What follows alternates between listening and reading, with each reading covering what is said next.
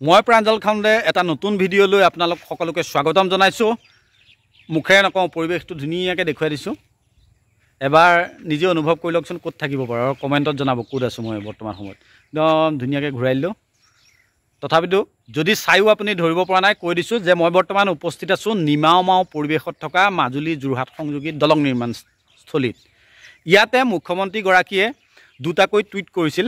মুখ্যমন্ত্ৰী ডাঙৰীয়াই দুটা টুইটতে উল্লেখ কৰিছিল যে দলঙৰ কাম পুনৰ আৰম্ভ হ'ব আৰু দলঙৰ পুনৰ নিবিদা আৰম্ভ হ'ব। নিবিদা প্ৰক্ৰিয়া এতিয়া কেতিয়া আৰম্ভ হয় তাক লৈ মাজুলীবাসী বৰ্তমান সময়ত চিন্তাৰ মাজত সময় অতিবাহিত কৰিছে। কিন্তু তাৰ মাজতে বৰ্তমান আজিৰ দিনটোত আটাইতকৈ চিন্তনীয় বিষয় হ'ল ইয়াতে 20টাকৈ পৰিয়ালে এই যে ভূমিসমূহ, ইয়াত যিসমূহ এতিয়া যন্ত্ৰাংশ হওক বা বিভিন্ন গৃহসমূহ নিৰ্মাণ কৰি থোৱা আছে, এইসমূহৰ বাবে ভূমিদান কৰিছিল।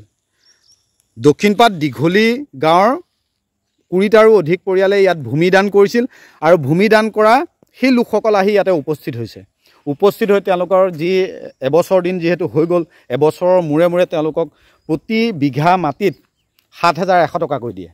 এটা বছৰ হৈ গ'ল, তেওঁলোকে পইচা পায় সদায় ছেপ্টেম্বৰ মাহৰ শেষৰ ফালে। আজি অক্টোবৰ মাহৰ শেষ পৰ্যায়ত পালেহি, কিন্তু বৰ্তমান সময়লৈকে তেওঁলোকে পইচা পোৱা নাই। পইচা লাভ নকৰাৰ বাবে ইয়াত যিসকল ব্যক্তিক PRO বা HR হিচাপে ইয়াতে নিযুক্তি দিয়া আছে, তেওঁলোকক আহি ৰাইজে ধৰিছেহি। ধৰাৰ ভিডিঅ'টো মই এইখিনিতে দেখুৱাই লৈছোঁ যে পইচাটো কেতিয়া হ'ব।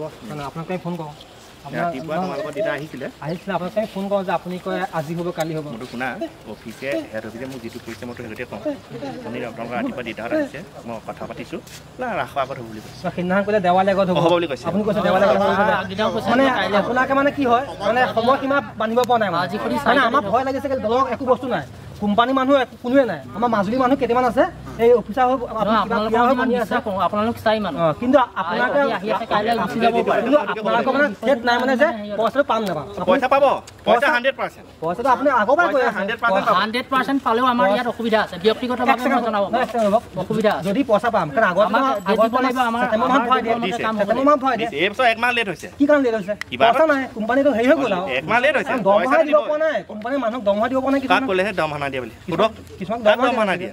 কিন্তু আমাৰ দৰমহা কাক নাদিয়ে? দৰমহা বিষয়ে আমাক হেৰি নাই, মাত্ৰ আপোনালোকে এটা আমাক ফিক্স কৰক, এটা ফিক্স কৰি দিয়ক যে আমুক তাৰিখে হ'ব। চুক্তি অনুসৰি যিটো ডেটত আমাক পইচা দিব লাগে সেই প্ৰাপ্য আমাক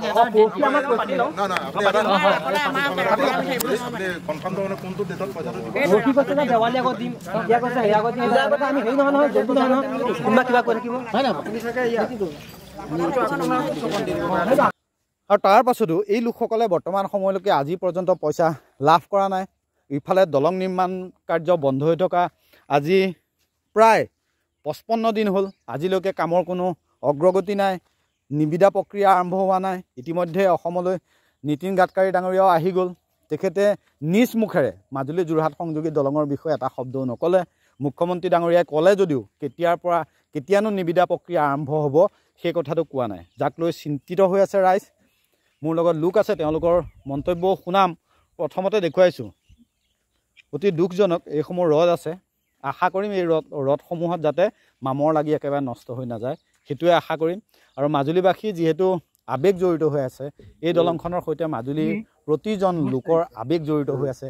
প্ৰত্যেকেই ভাবিছিল যে সময়ত মুখ্যমন্ত্ৰী ডাঙৰীয়াই সদম্ভে যি ঘোষণা কৰিছিল 2026 চনৰ তেওঁ দলঙৰ ওপৰেৰে আহিব, মাজুলী যোৰহাট সংযোগী দলঙৰ ওপৰেৰে আহিব, ইয়াত যোৰহাটত চাহ খাই মাজুলীয়েদি পাৰ হৈ গৈ বিহপুৰীয়াত তেওঁ নিৰ্বাচনী প্ৰচাৰ চলাব।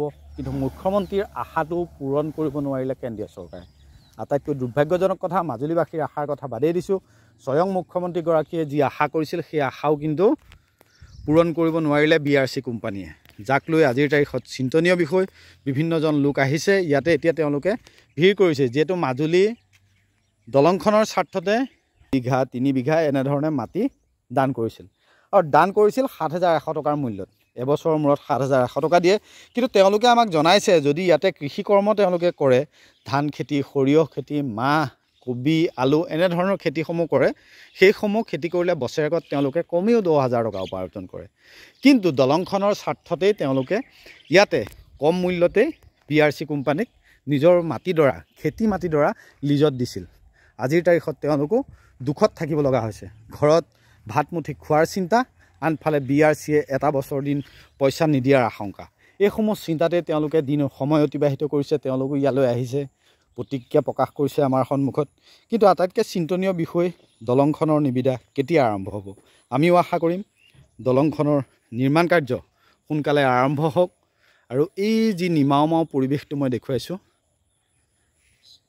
দুখজনক এই নিমাওমাও পৰিৱেশটোত শ্ৰমিকেৰে এদিন ভৰি পৰক মাজুলী যোৰহাট সংযোগী দলং নিৰ্মাণৰ কাম পুনৰ আৰম্ভ হওক তাৰ আশা কৰি আজিৰ ভিডিঅ'টো সামৰণি মাৰিছোঁ আৰু এইখিনিতে আপোনালোকক এটা কথা কওঁ যদি আপোনাৰ ব্যৱসায়িক প্ৰতিষ্ঠানখনৰ প্ৰমোশ্যন কৰিব বিচাৰে তেতিয়াহ'লে 8471896580 9101348337 এই নম্বৰত যোগাযোগ কৰিবলৈ আহ্বান জনালোঁ ধন্যবাদ মাটিটো হেৰি আছিলে এগ্ৰিমেণ্ট আছিলে বডিৰাই কোম্পানী BRC কোম্পানী যিটো কোম্পানীৰ লগত মোৰ মাটিটোৰ এগ্ৰিমেণ্ট আছিলে তেওঁলোকৰ কোনো ইয়াত বিষয়ববীয়া ইয়াত দেখিবলৈ পোৱা নাই স্থায়ী দুজন ব্যক্তি আছে PRO আৰু HR তেওঁলোক হৈছে মাজুলীৰে তেওঁলোকে ইয়াতে আছে যেতিয়া আমি মাটিৰ প্ৰাপ্যৰ ধন বিচাৰি আহোঁ তেওঁলোকে আমাক বিভিন্ন অজুহাত দেখুৱাই ইদিন হ'ব সিদিন হ'ব কৰি ডেটটো তাৰিখৰ পাছত তাৰিখ পিছুৱাই থাকে গতিকে আমি আপোনালোকৰ চেনেলৰ যোগেদি